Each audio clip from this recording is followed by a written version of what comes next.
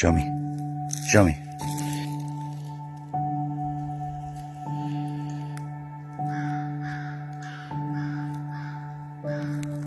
Good boy, Plato. Find Rocco. Oh my God, Plato. Hi, buddy. Hi, sweet boy. Hi. Hi, buddy. Hi. I can't even believe this. Wow. You found Rocco.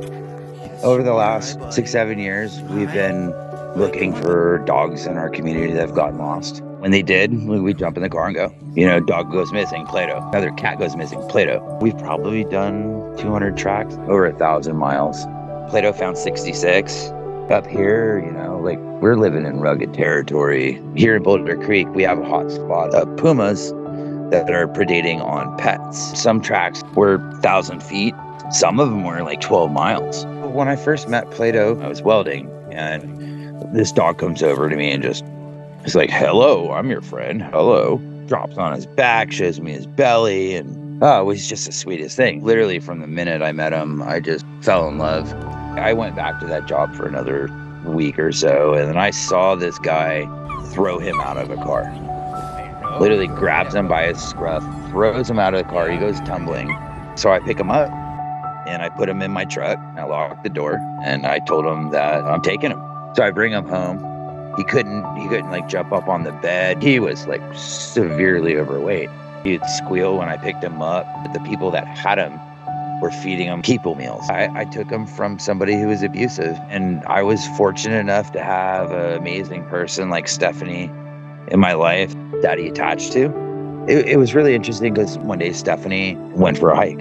Plato just couldn't handle it because, you know, like his devotion was to her. He takes off right to where she was. Over the next 6 months to a year, we just started playing hide and go seek with him. He was like, find Stephanie, find Michael.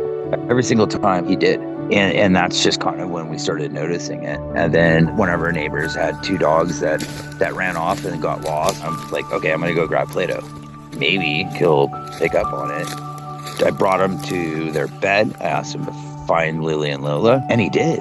They were stuck in a ravine. They couldn't get out because it's too slippery. Then I realized he really does understand. This one track, he found these 4 Mastiff puppies that were gone for like 4 days. I never expected that to happen, but it's what he loved to do. He wanted to find that puppy. Boulder Creek, we're tight-knit. We help each other. We don't ask for anything in return. And that was the way he felt too.